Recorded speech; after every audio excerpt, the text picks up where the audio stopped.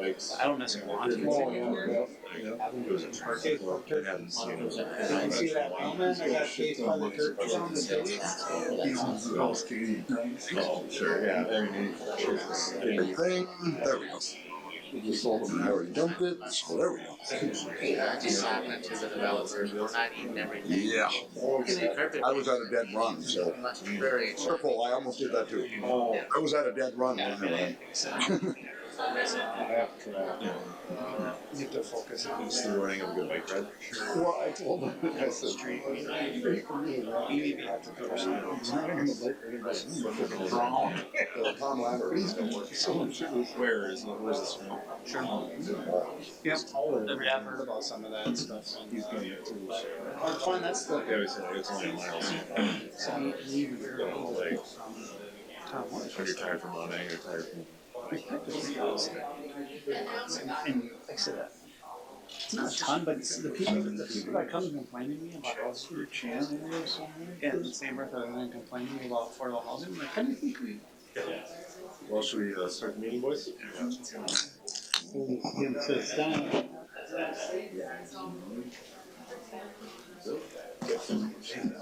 Okay. All the time. In the middle. You guys just here.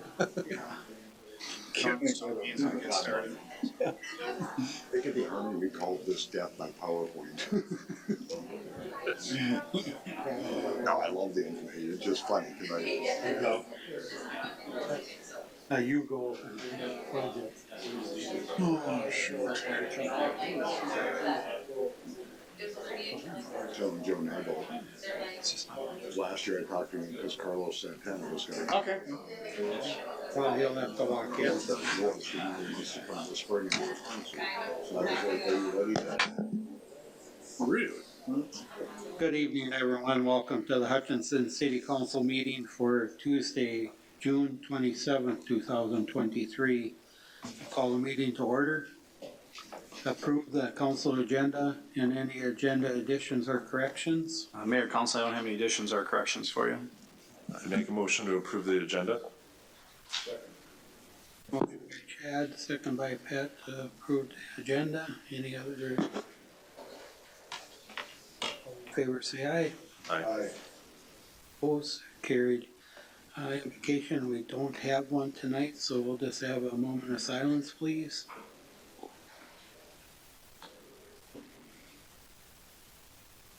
All right, next is Pledge of Allegiance. I pledge allegiance to the flag of the United States of America and to the republic for which it stands, one nation, under God, indivisible, with liberty and justice for all. Recognition of gifts, donations, for community service to the city.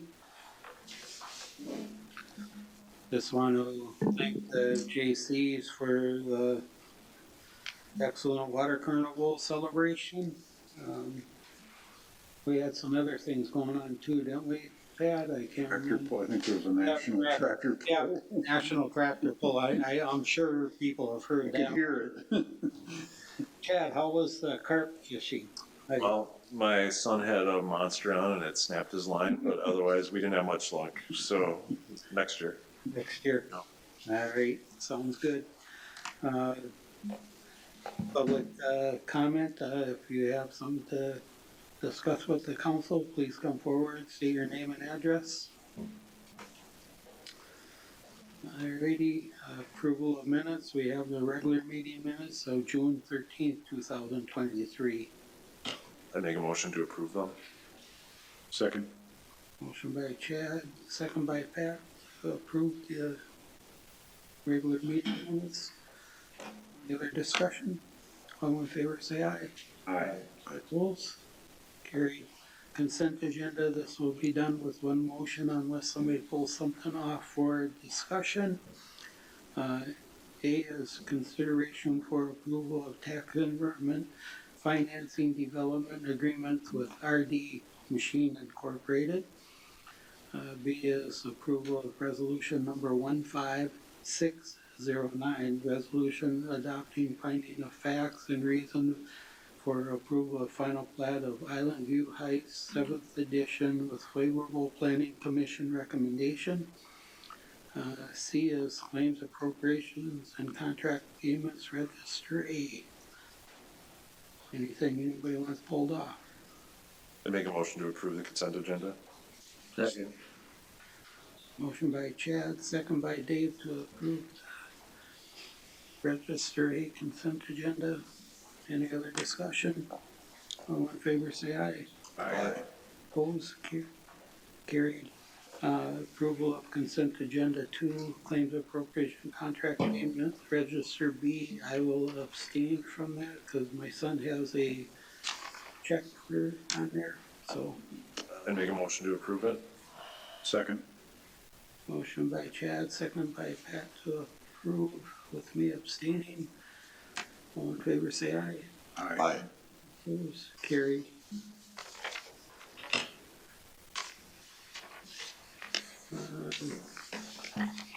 Skip down to number 10 there, Matt. Yep. Communications.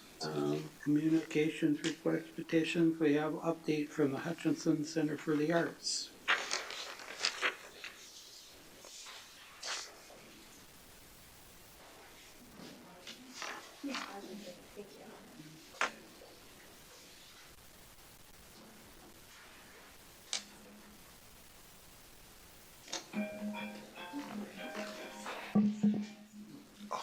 Hi there, my name is Molly Rivera. I am the director at the Hutchinson Center for the Arts. I'm here tonight to put in a request for funding for the next 3 years, as this year is coming to an end. It's my understanding that this won't be voted on tonight, but we still wanted to present just so that you know what's going to be coming up. So we are requesting $45,000 for 3 years.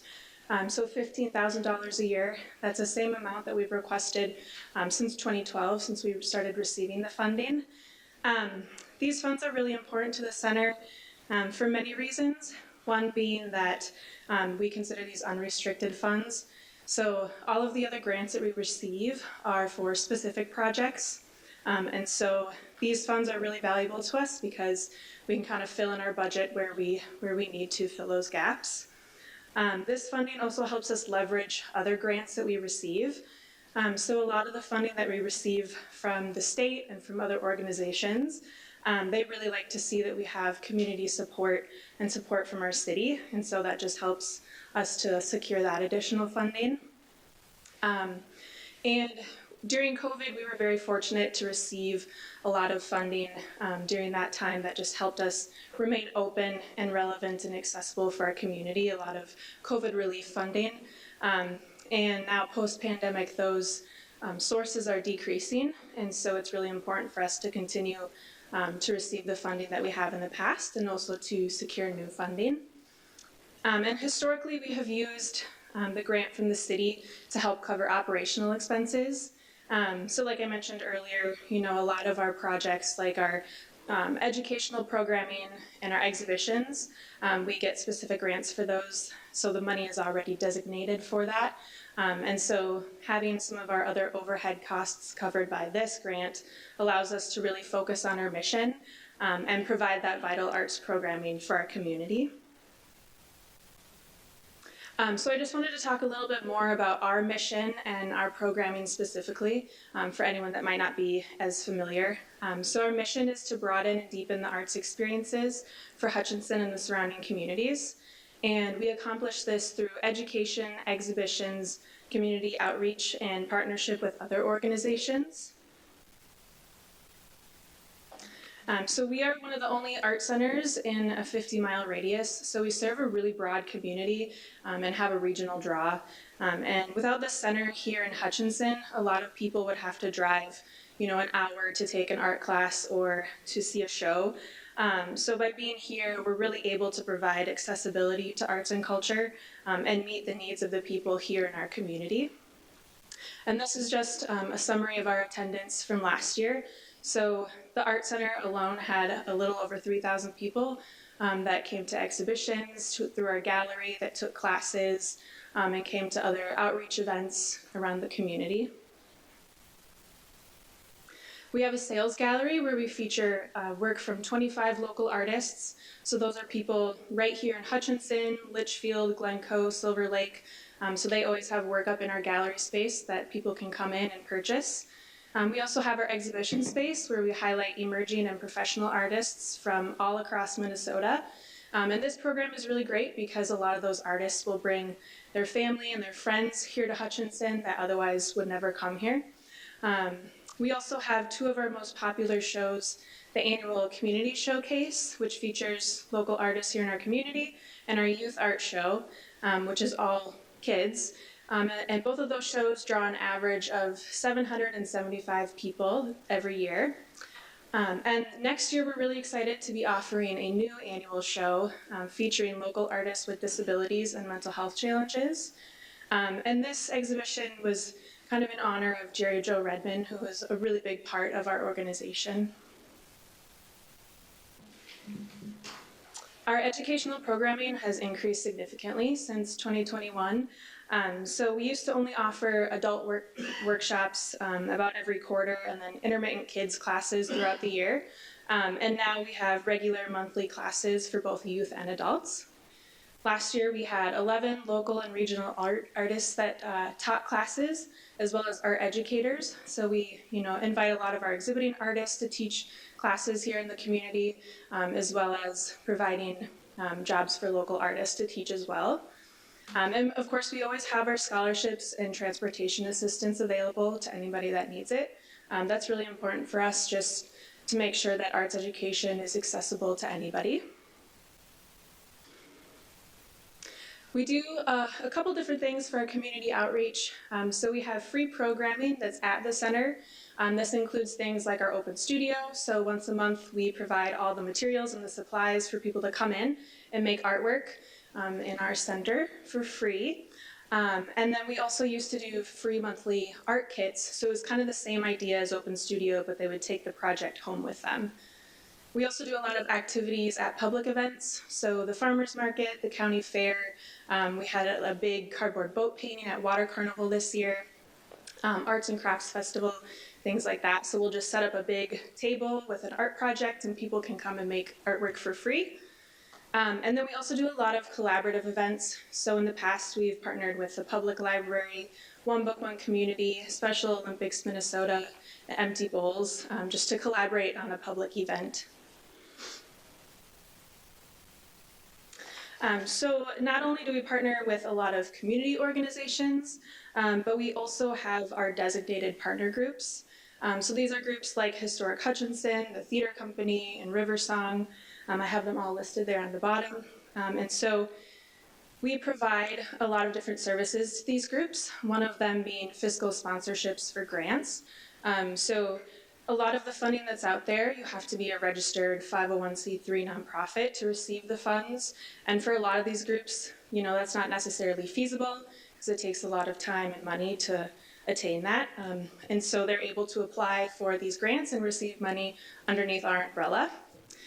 We also provide liability insurance to all of these groups, storage and event space, and then other administrative support, such as collecting donations for them or selling tickets for their performances. So when you support the center, you support all of our partners as well, which is really great.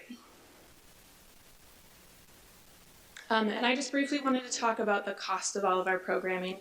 So the value of our programming far exceeds $15,000. So there really is a large return on this investment. Our educational programming alone costs about $7,000 for a year. So for $15,000, we're able to provide more services to the community than what the city could for the same amount. And I've included a budget in your packets just to kind of give you an idea of where our money goes. And right now, we're pretty much right on par with where we should be this time of year. I will say some of our expenses are a little bit higher, just naturally due to inflation, but it looks like right now we're going to be ending the year at a good point. The last thing that I just want to touch on is the economic impact of all the organizations in Hutchinson that are related to arts and culture. So this is not only the Arts Center, but this is also all of our partners and any other group that it falls under the category of arts and culture. So these organizations draw nearly 62,000 attendees to Hutchinson annually. And of those, the attendees spend about $1.2 million, and then on top of this, the organizations spend about $1 million for a total impact of $2.2 million spent in Hutchinson every year. And I just always like to share this because I think it's really impressive for a town this size. And it's just great to see the support for the arts that's here in Hutchinson. So that's all I have for you. I'm happy to answer any questions that you guys might have. When would you need to hear back from the city on regarding your request? I think usually in the past, just for the council, I think there's a resolution that we've usually done to support that. Obviously, we're entering into budget season discussion, both from a staff and a council perspective. I'm not sure what your guys' timeline or hope is for having, I guess, a response back from the city. So. Yeah, I mean, we usually go through our budget at the end of the summer. So Okay. I would say that would be, the latest that we would want to hear back. Sure. Yeah. So, and then Mayor and Council, I think obviously this is an opportunity to ask any questions of the Center for the Arts. You've heard, I guess, their request. That's something we'll take under consideration in the near future. But if you had any specific questions or comments for them, so. I think the question, it's a simple question. What is the staffing at the, I mean, I know it's a large voluntary base, but I'm Yeah. not sure of the total number of paid staff that would be at. Yeah, so right now I am the only full-time staff, and then we have a part-time program assistant, and then the rest of it is just the board and then volunteers. Thank you. I think it's just a worthwhile thing. This is just my 2 cents because of the fact that when you look at what it brings in, 62,000 people, I mean, the arts and crafts, just the amount of people that come in for that, and you help support that. And I travel a lot. I drive a lot in my job, and I see a lot of communities that don't have anything like this. And I think it's a worthwhile project on my part. Yeah, absolutely. Now, does the school, I refresh my memory, but I thought last year you were talking that they cut the arts program in the school? Is that right? Or do they have arts yet?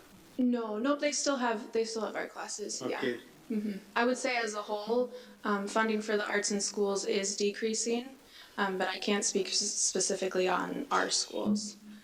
Brought it back and the school requirement, Okay. so then the school district had to hire another full-time art teacher. Yeah. because wasn't there some discussion that they were gonna cut it? Or, I think it had been Or- dwindled down a little bit, but now they're back up to being fully integrated. I want to say the middle school guy, I think, got rid of it for a year or two. Yeah. It's back. Yeah, and it might even been before your time. I thought the Center for the Arts did pick up some of the slack for that when that did yeah, go away. For a while, I know before I came on, they had like after-school art programs to kind of okay, supplement that. that Yeah. must be what I remember. Yeah, there was a period of time that I remember the Center for the Arts did step in and assist with that. Yep, yep. So, Molly, would you have any idea how many similar facilities there are in outstate compared, like similar to ours? Like just communities that have a functioning art center. In the whole state? Yeah. Oh, I Sorry to don't. put you on the spot. No, that's okay. I mean, there's got to be at least 50 to 100. Okay. But I mean, a varying scale. Yeah. Yeah. But most of them are in the metro, correct? Yes. Yep. So I would say in rural communities, most of them are smaller than what we have here in Yep. Hutchinson, if they have anything at all. Yeah, for sure. Yeah. I think it's great what you guys are doing, so keep up the good work. Thank you. Any other comments for Molly? No, we're seeing more and more arts used in trauma and mental health, and so I'm extremely supportive of it because of that. We're seeing people who are, creating instead of destroying, and that's been a positive in where I work at or work with. We're seeing a positive from that. So So we'll be jumping into our budgets in pretty in-depth. We usually have this preliminary one come August, and so what I'll do is I'll make sure we have a conversation before, or at least let you know when the council will be bringing that forth for consideration. Okay. Wonderful. Well, thank you all so much. Thank you. Thank you. You got about 10 minutes, Gary, if you want to touch on some of the other. Yeah, let's do some new business. We don't have any unfinished business, new business, allocating $500,000 of the American Rescue Plan Act monies for the Uptown Commons project, Franklin Street redevelopment. Yeah, Mayor and Council, I'll take this. Some of you may recall, we had identified some funds. We received that roughly 1.5 million. We identified a couple projects to help fund. One of them was the downtown Franklin site, and with them having incurred some expenses, we're now actually looking for formal action to transfer that money to the EDA, and so that will come. We had allocated 500,000 out of those ARPA funds to help with that redevelopment project, and so that's the action that we're seeking from the council tonight. And I guess I'd be happy to answer any questions that you may have. Any questions for Matt? Otherwise, entertain a motion. Make a We've already committed to it, so. cows are out of the barn, as they say. So, I'd make a motion to, approve the funding. Second. Motion by Chad, second by Pat to approve. Any other discussion? All in favor, say aye. Aye. Opposed? Carried. Setting council workshop for July 25th, 2023 at 4 p.m. for strategic planning. Yeah, we talked about this a little bit at the previous workshop, and I'll gladly admit this may be one of many, but I think it's time to at least start having a conversation. And so, I was looking at our calendar. You guys might have workshops before every council meeting for the next couple months, so just to kind of give you a heads up. But yeah, we're looking to schedule this for the 25th at 4 o'clock. I make a motion to set that meeting. Second. Motion by Chad, second by Pat to set that council workshop. Any other discussion? All in favor, say aye. Aye. Opposed? Carried. Governance, we have the City of Hutchinson financial reports and investment reports for May 2023. Hutchinson Housing Redevelopment Authority Board minutes from May 16, 2023. Staff, Chief Gifferson, you want to talk about your open house? Open houses? Okay. Well, you got like 7 minutes, so you're under pressure now. Good evening, Mayor and council members. As you indicated, our ribbon cutting ceremony was today at 3 p.m. Pretty good sized crowd showed up. I'm happy to see that, and I'm happy to see the support. We did begin open houses actually earlier in the day today at 1 p.m. for all city employees between the hours of 1 and 3. So I believe quite a few city employees made it through at that time. And then we did have a large number of people come through after the ribbon cutting. When I left there to come here at 5:30, the parking lot was still full and there were still people walking through the building, so that's a great thing.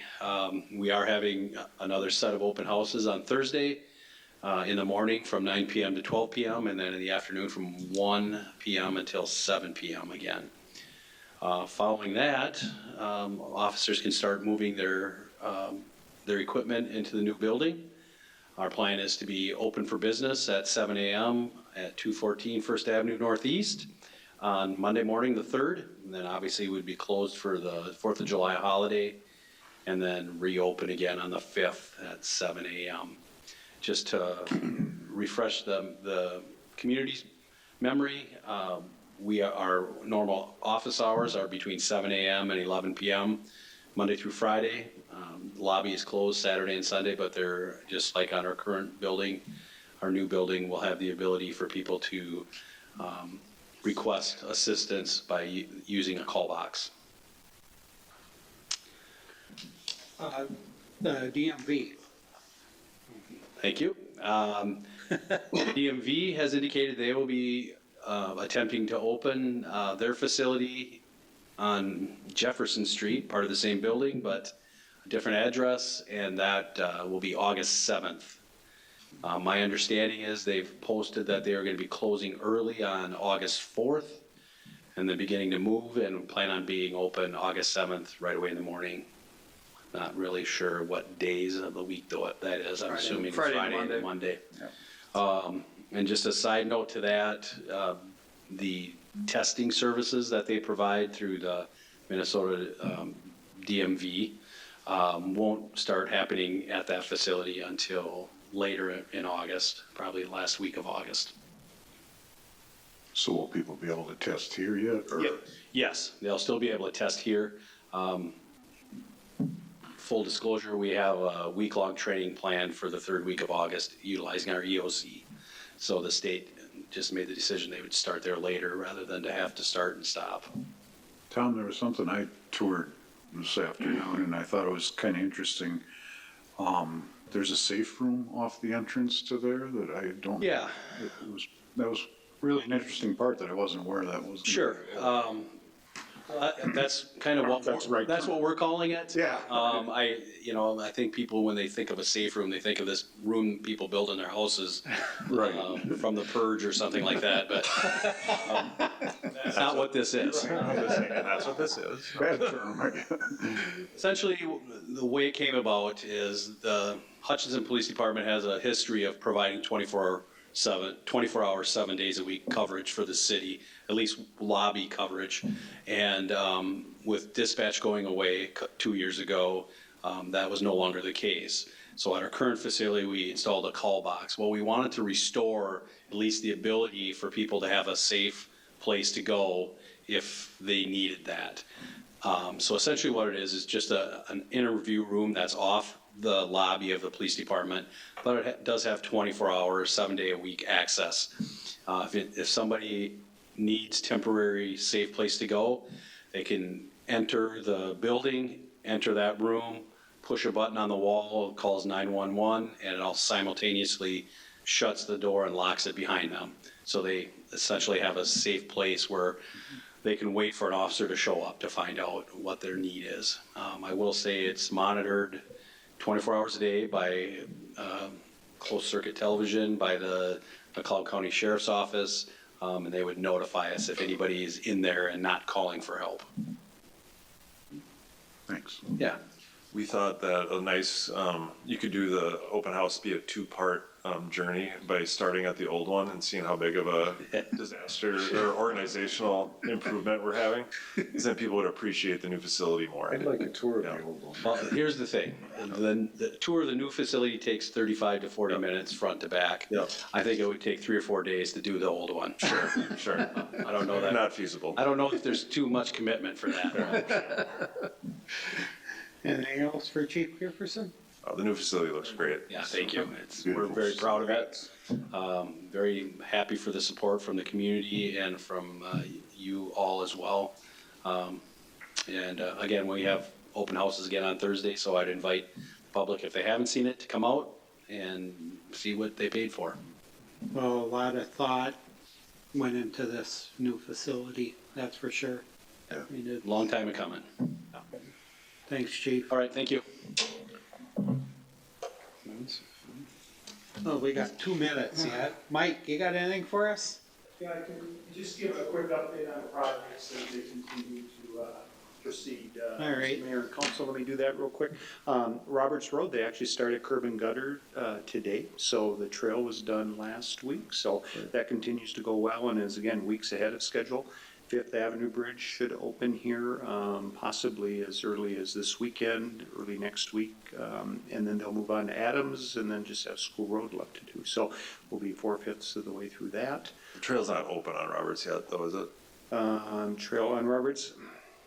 Technically, yes, there are people that, using it, but similar to our paving project on Century and School Road, open to through traffic, but we're not opening it until striping, which could occur as early as next week. So, but the trail is passable and usable in that regard. So, but yeah, everything else continuing to progress very nicely. Is the trail open by the brewery now? Yes, that one too. Their restoration still needs to occur, so that'll be in process, but that trail is Usable finished. if you wanted to, right? So, yeah.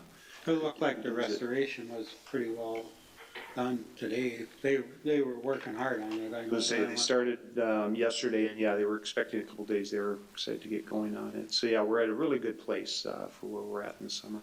So They were really booking on Roberts if they're curbing and guttering already. yeah, done really well. Actually, tomorrow or Thursday, excuse me, they should be close to kind of wrapping that portion of it up, and then paving in a couple of weeks there. So.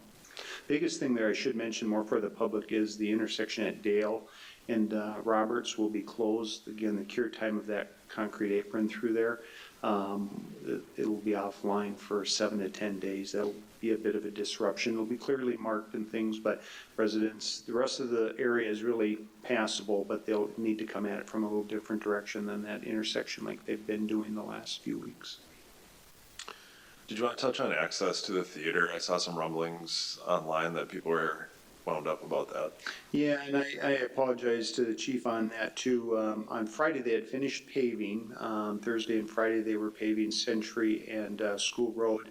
Our intention was really to have it open to through traffic, but there's a bit confusion in trying to leave it closed. We didn't want to kind of open it up widely because we still have striping to do and wanted to be able to do that without a lot of difficulty. But kind of in the confusion of that, really made an effort to kind of keep it closed and kind of a mixed message to the public in that regard. I think we've got a plan for kind of straightening that out, but that was as much, I knew what we were communicating, but didn't come across as clear as it should have been on my part, so. But they can come in off of Sunset? They can, and really they can come in from Boston, they can come in from Dale and things too, in that regard, but yeah, can come in through other areas also. Yeah, I think some of what we're trying to prevent is just people going around it for the sake of going around it and not using the road to direct access. So. Unless you're on a scooter, because I went around it pretty easy on the scooter. That would be one way to do it, yeah. So that was the call I got. Any other questions? Thanks. Thanks, Mike. Well, let's do Lynn quick. Lynn, you got something for us? No? No, okay. All right. Sorry, John. Lynn comes before you, sorry. So, we have public hearing, comments and input on the stormwater pollution prevention plan for the city of Hutchinson. Mr. Paulson, now it's your turn. We're back. Good evening, Council, Mr. Mayor, members of the community. Every year we provide an annual update regarding our MS4 activities from the previous year. One unique thing with this year is we're not actually filing an annual report with the PCA, at least not right now. Their system is currently under construction for their online reporting. So if you've noticed, there is not a MPCA annual report included in your packet, but at some point we'll have to file that for previous year activities. But this is essentially, in place of that, a summary of previous year activities. So I'll walk through it, no further avail. If you have questions at any point in time, please feel free to speak up. As you may recall, the city conducts a number of different public education and outreach components with our MS4 program. If you recall, an MS4 it's a municipal separate storm sewer system. Any community in Minnesota over 10,000 people is required to implement certain requirements associated with NPDES permit. One of those components, our minimum control measures, is public education and outreach. So we achieve public education and outreach in a number of different ways. We have information we include within Park and Rec Community Ed brochures. That's quarterly. We try to keep that information updated and seasonal, relevant. Stormwater webpage, the city manages our stormwater website. That link there is still active, but certainly with the update with the branding, that'll be changed and updated too. But if you go to the City of Hutchinson's website, that can be found ultimately underneath our Public Works portion of the page. Stormwater brochure, that's something that goes out in utility billing inserts every spring. Stormwater B&P details distributed to builders and developers. Anytime someone comes in with a grading and excavation permit, we have a packet of information regarding erosion and sediment control that we distribute. And then annual public meeting, such as this. Also too, in the bottom, you'll see there, one of the other parts of the program we have is a rain barrel sale program for community residents. Even people outside the community are welcome to purchase those. We sell those at cost. This year they were $70. We do not have any of them left, but we sold 60 of them this spring, and then we'll plan on continuing that next year. There was overwhelming demand for that this year. We actually had turned a few people away at the tail end of it because we just didn't have any left. We also do storm drain marking program, a great community volunteer effort. If anyone in the community is interested, small groups are ideal. We're talking 3, 4, 5, 6 people. We've done them in larger groups where we split them into multiple groups to do storm drain marking, but it's a good effort for those that are interested. If you ever have any interest in such an opportunity, please feel free to let me know. Signage and educational displays. We have these in a number of different spots, from native prairies, around parks, areas we don't want to be mowed, adjacent to property owners, best management practices, rain gardens, information about what those practices are and how they function, their purpose. We also have to maintain, as part of our illicit discharge detection and elimination program, which is another one of those MCMs, stormwater system map. Every year we update that. Actually, we update that pretty much continuously throughout the year as street projects are completed. We update that information. Those structures are different. They're deeper, they're shallower, pipe sizes change, the routing may change. So we update those, and then likewise too, as private development occurs, private ponds, city ponds, anytime we construct those, all that information is updated within our system. The city's required to ultimately map and update any pipe greater than 8 inches in size that conveys stormwater. There's 1,300 stormwater manholes, 94 miles of lines, 76 outlets from our system into public water bodies. That's either the South Fork Crow River towards McEwen Creek or into public wetlands. Where's McEwen Creek? That's south of the airport. So basically this Starts right by the fairgrounds.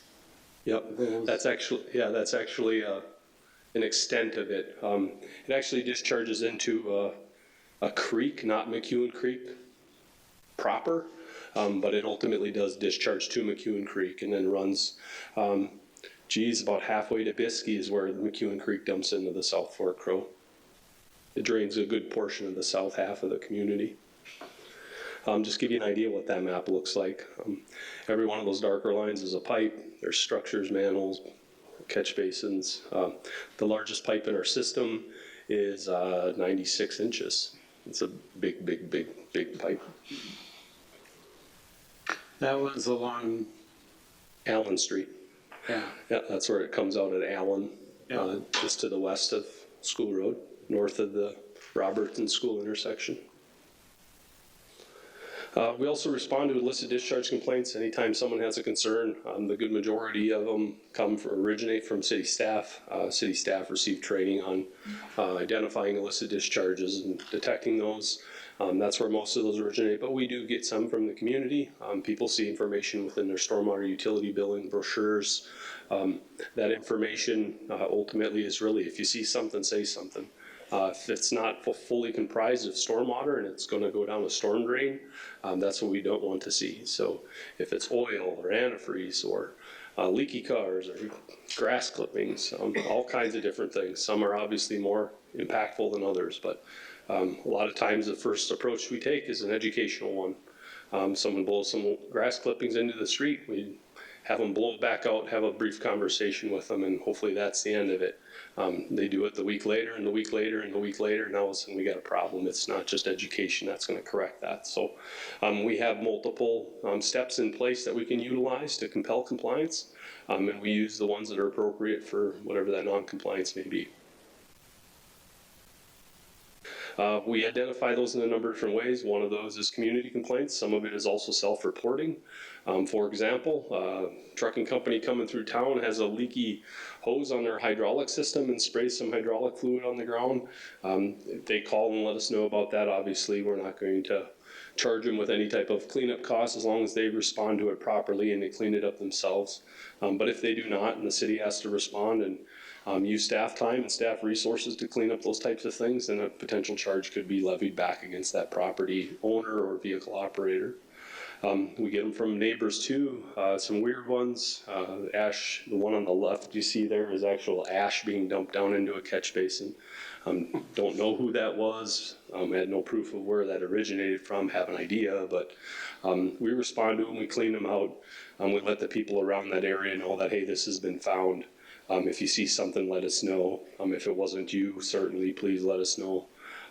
But that's another way. And then we also rely on partner agencies too. If that's the state of Minnesota or county, state agencies, DOT, DNR, we can get that stuff from a number of different ways. But we do get notified anytime the Minnesota duty officer receives a report of a major spill within our urban boundary. So that's another way to find this stuff out. We conduct staff training, distributed education materials to the public, as I noted. Stormwater call number to receive complaints, input, and to report illicit discharges. And that's the number you see there. That's my direct line to my office. So we have a specific process if we get a call like that, how we document it, how we respond to it, and how we report. We also conduct outfall and pond inspections, another one of our minimum control measures. Just give you a snapshot of kind of what some of those may look like. The top left is the worst of the worst. That's typically what we do not like to see. Where there's undercutting, there's exposed fabric, there's trash, debris. Basically, that's our outlet from our system into the river. We don't like them to look like that. Even the one that's just to the right of that, you see a bunch of grass clippings hung up on the grate there. Where did they come from? They came from this area in the watershed. I mean, we know where it may have originated from, but unless we see it laying on the street, not much we can do. So we clean those, monitor, inspect them. If they're more problematic or more frequently problematic, then we'll respond, inspect them more often to try to identify the sources and actually look within the watershed to see where those things might be originating from. And then the bottom two pictures are interesting. The bottom one on the left is actually a volunteer effort by the Hutchinson High School Ag class. Every spring, in partnership with the Park and Rec program, they come out and they do a rain depot, or the depot rain garden clean out. Cut all the old dead, dying vegetation back, and then the one on the right is what you see after that's done. So we work within the community to make things that could be a lot of work, less work, and then they ultimately have a beautiful end product, as you can see. And I think it's pretty impactful when those kids that help clean that out come by 2-3 months later and they see how beautiful that looks. So that effort goes for something. We also include construction site stormwater runoff controls within our program. That's everything from stormwater ordinance information to enforcement within those project sites, inspections of those sites, plan reviews. All of those are included as part of that program. With that, we also include, once again, illicit discharge call number. That's less common than certainly it used to be. People calling because there's a bunch of mud out on the street or problems within or adjacent to a construction project. It still does happen, but certainly, yeah, that information's there. If you ever see something like that, don't hesitate to call. Common issues that we see on construction sites: inlet protection missing, perimeter protection that's not being properly maintained, dewatering where they're not discharging that in a manner that's clean, and then sediment tracking onto the street as well. Those are pretty common ones that we see. Post-construction stormwater management, this is where we get into the ponds. Building projects are required to have a certain level of treatment depending on the amount of impervious or paved surfaces, hard surfaces, buildings, and things they're building on their site. And with that, there's design criteria and parameters that need to be met. That's included within plan review, but once it gets built, then it gets into a whole nother lifelong system of maintenance associated with that practice. Currently implementing operation and maintenance processes for best management practices on our own ponds, but we also have a process specific for private pond owners to do that as well. I noted earlier about BMPs, mapping those, tracking that information. All those pink lines on there, can anyone guess where that's from? Those are the pipes below the parking lot at the new police department. I had to sneak it in there, and it was a big day for the police department, so. But yeah, it gives you an idea of what that mapping looks like. To someone who doesn't know, it's just a bunch of lines on a piece of paper, but that all means something. There's information associated with that, plan drawings associated with that, inspections and documentation and photos, and over the lifetime of that system, there's going to be probably a mountain of paperwork associated with just that practice. But it starts with design, it starts with the review of that design, and then it basically goes until that system is removed. So yeah, there's a pretty in-depth tracking process, not just with building them, but actually taking care of them. And then one of the big components of our program is pollution prevention, good housekeeping, what we do within our own house. So keeping our own streets clean, picking up after ourselves. If a staff member spills something, if that's our herbicide or some sort of a liquid that shouldn't be on the ground, how we respond to those things. There's guidance, information, training associated with all of those things. Certainly some people do more of that than others, and it's really about trying to pair that training that's commensurate with the responsibility. So trying to train them appropriately. If they're never going to respond to a spill, they probably don't need to be trained on that. But yeah, it's really about taking the time and meeting with those people at their level, talking about the things that they can do to impact stormwater. I noted we inspect our system. In 2022, we inspected 14 of our 56 ponds and 28 of our 76 outfalls. With those, we're required to inspect at least 20%, or at a minimum once every 5 years. So we shoot way past that. We probably get it about once every 3 to 4 years. And actually, it's probably closer to like 35%, 30%.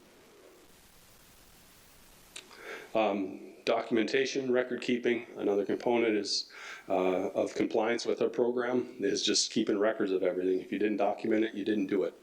This is just 1 month of our street sweeping. This was in spring of last year.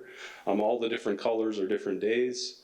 They basically take a simple map, and wherever they start and stop sweeping for the day, then it's this color, this color, this color, and they just keep highlighting it. It's really kind of rudimentary and simple, but it works for what we need it for. Additional information that I wanted to share as well. We're not just the city and operating our program, we're also a resource for others. If people have questions regarding our design parameters or how ponds work or what our system consists of, how do you connect to it if you need to, improve drainage on your property, by all means don't hesitate to let us know. The system works for all of us, and it cleans our water and keeps our lakes and rivers cleaner than if they weren't there. So good investment, big investment, certainly is worth taking care of. We're also participants in the Minnesota City Stormwater Coalition, which is operated through the League of Minnesota Cities. We just completed our MS4 permit reissuance a little over a year and a half ago. All of those activities are permanently updated and underway. And then another component that's new, you may have heard some of this locally if you're running in the right circles, the One Watershed, One Plan project. It's actually targeting the South Fork of the Crow River and Buffalo Creek. It's a multi-agency planning effort. So any county that's served with, or that touches within that watershed has a seat at the table. There's cities that are involved as well. I've been involved with that process too, and providing feedback and input. There's multiple different groups that meet as part of that. The steering committee is one, policy committee, and then there's a technical advisory committee. Each one of those kind of serve their own purpose. But that's something that we've been actively involved with. There is funding that should be accompanied to that plan down the road, probably in the next 2 years, I would guess. We're actually at a stage right now within it, is looking at development of the implementation plan. Okay, we have these goals, these are the things that we'd like to achieve, this is what we think we can do with the amount of money that we're anticipating. Well, now let's move forward. What does that look like? How do you actually do it? How do you get all these practices in the ground across that large watershed? So it certainly is a challenge, but it takes all partners to be able to do that effectively. So staying involved and staying engaged in that, I think, will be important moving forward. Pond cleanout projects, currently one actually is underway at South Fork, or the 2nd Avenue Southeast Pond, just across the 2nd Avenue Bridge over by Tartan Park. There's going to be some cleanout efforts of that pond. That pond's about half full of sediment, and we got some other improvements to make there as well. And then the South Fork Pond is another one too that needs some, definitely needs some upgrades and improvements to it to restore functionality of that. Lake River Basin nutrient trading analysis. So the Lakes and River project, the projects that ultimately come from that should have some sort of phosphorus reductions tied to them, amongst other things, if that's total suspended solids or other nutrients. That's all great and good, but we're going to try to essentially get the most bang for our buck, 2 birds, 1 stone, is try to look at developing a trading criteria so that we can essentially reduce or delay potential capital improvements within our wastewater treatment facility to meet more stringent phosphorus reduction criteria within our NPDES permit at the wastewater plant. So that's a component of this as well. The river restoration project, Lakes and Rivers, as it's typically been dubbed, that continues to make progress. I think it'd be good to just provide an update on that as well. That project, currently where we're at with it, is we're looking at actually doing additional sediment cores within the river.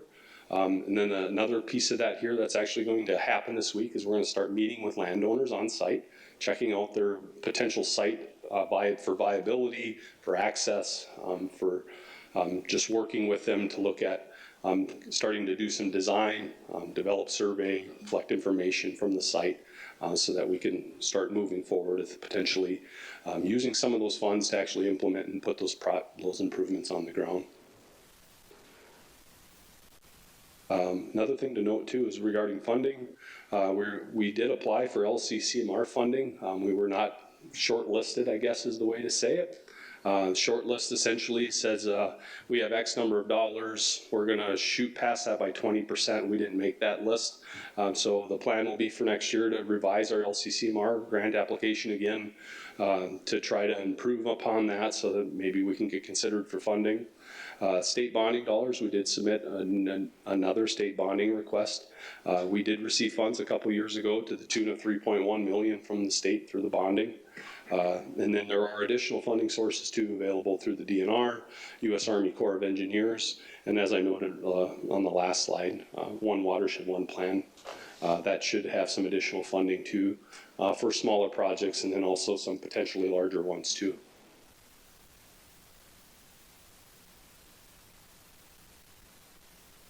Painless. Questions, anybody? That's our MS4 activities for 2022. We said as we continued on the Lakes and River Improvement Project, we'll probably be coming back here in the next couple months. The plan is to provide an update at our Sustainability Advisory Board meeting at next month's meeting, give them an update there at that meeting as well. Talk more too as far as connecting within the community. We've had some more conversations. I've been contacted from people in the community that are interested in the project.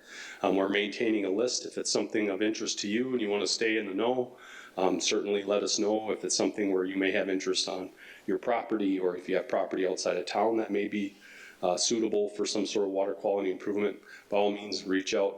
No guarantee certainly that we can get a project on your land, but I think ultimately the key is that we want to try to develop kind of the knowledge and create a nexus. We want to be that kind of point where people come to so that we can share that information with soil and water, DNR, and collectively try to continue to make improvements within the watershed.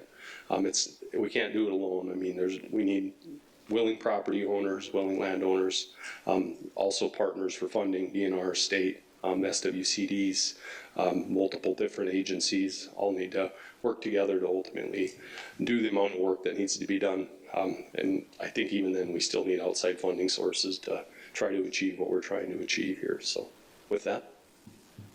John, I have a question. It's more of a comment. I usually like to mention this as we talk about this every year, but I think it's important, especially for elected officials, to understand the MS4 permit and our requirement to be compliant with that. With a city, it's 10,000, it's larger than 10,000, because I know from time to time we hear complaints from contractors about, well, I don't have to do this in that town or this other town. Well, some of that is because of we're an MS4 community and we have to meet certain permit requirements due to the size of us. You know, sometimes I think it's with plantings and you know, you have to, I think before you get occupancy, you need to have grass in or something like that.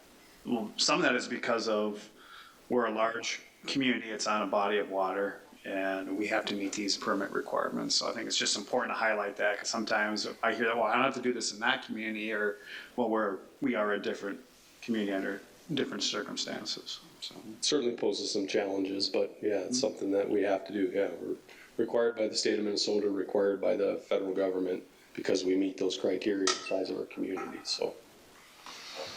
Anything else for John?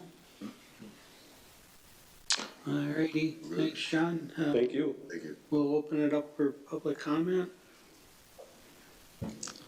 Make a motion to close the public hearing. Second.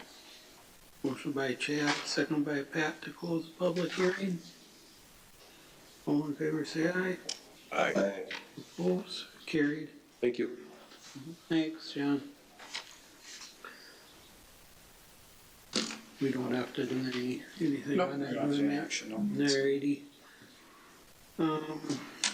Let's see, since Lynn didn't wanna talk to us, we can move on, I guess. Chad, let's start with you tonight. I didn't have anything extra. Tim, Nothing, thank you. Dave, Nothing. Pat, Nothing. Mr. Sabora, Nothing. Matt.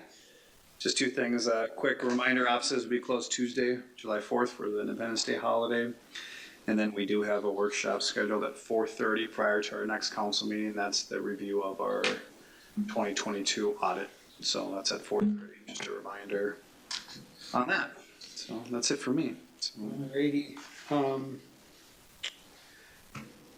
Mike, on Second Avenue, somebody asked me why you had an IV flowing into the, what was that? You know, good kind of, I just asked Chad about that, and it was just one little structural repair. Second Avenue was basically a flood seal, but there was one little bit bigger repair, and so they did kind of a in spot, but it required kind of that water infusion. So Yeah. that's why that little tank was sitting there, and it was a very limited repair. So they couldn't do it as part of the other flood seal, but at the same time, they didn't need to close it for just that little bit of work. But yeah, it was just a little bit more of a structural Yeah, repair. when they asked about the IV, I said our bridge was thick. That is kind of what it looked like, Yeah. yes. So, a high-tech one. Thank you. The other comment I have is people with e-bikes, share the trail. They do zip right along. I don't know how fast do they go, Chad? So there's two different classes of them. One will go up to 28 miles an hour, and then one will go up to 20. A lot of the ones you see ripping with the throttle on 28 are that class. Oh. Those tend to be the ones that are the troublemakers. Yeah, I just was brought up by my dog walker. She said that, my gosh, these guys come flying by you on the trail, so just want to make everybody aware that share the trail, please. I know some communities do have speed limits on bike infrastructure. I don't know if we want to go down that road, but it is becoming an issue. Yeah.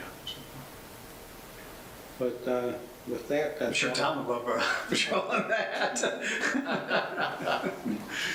Tom, you do have bike patrol this year again, right? I thought I seen some gentlemen riding around.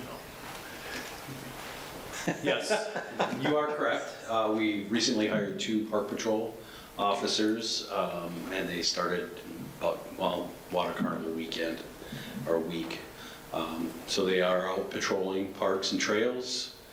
Again, they don't really have any enforcement authority, but they do have a set of eyes and ears that we can use to, And a radio. and a radio, use to help us enforce. Okay, all right, thank you. With that, that's all I had for tonight. Somebody want to adjourn? No, we gotta go to closed session, so, the purpose of this closed session is to develop or consider an offer for the sale of real estate property located at 44 Washington Avenue West, 10 Franklin Street Southwest, 28 Franklin Street Southwest, and 127 First Avenue Southwest in the city of Hutchinson under Minnesota statute 31D.05, subdivision 3C. I would now enter into a motion to go into closed session, discuss the possibility of sale of real estate at 44 Washington Avenue West, So moved. 10 Franklin Street Southwest. Second. All right, you guys, just be patient. 28 Franklin Street Southwest and 127 First Avenue Southwest. Entertain motion. So moved. Second.